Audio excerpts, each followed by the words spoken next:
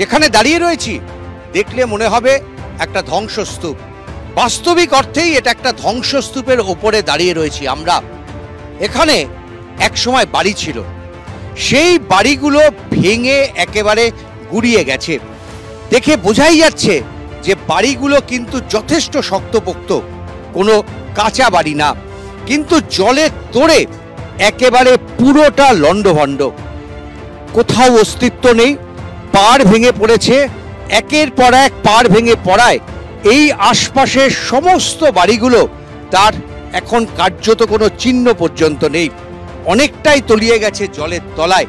এবং এই মুহূর্তে যা পরিস্থিতি, তাতে করে এখানকার মানুষজন তারা রাস্তার উপরে কোনো রকমে টিকে রয়েছে, মাথা গুঁজে রয়েছে। এই বাড়ি আবার কবে এখানে বাড়ি তৈরি করা সম্ভব হবে, আদৌ এখানে বাড়ি তৈরি করা সম্ভব হবে কিনা, যেভাবে পাড় ভেঙে পড়েছে তারপর কি অবস্থা হবে এই জায়গার, এটাই কিন্তু এখন সবচাইতে বড় প্রশ্ন। ক্যামেরায় দীপ্তেন্দু সিংহর সঙ্গে উজ্জ্বল মুখোপাধ্যায়, এবিপি আনন্দ, ময়নাগুড়ি।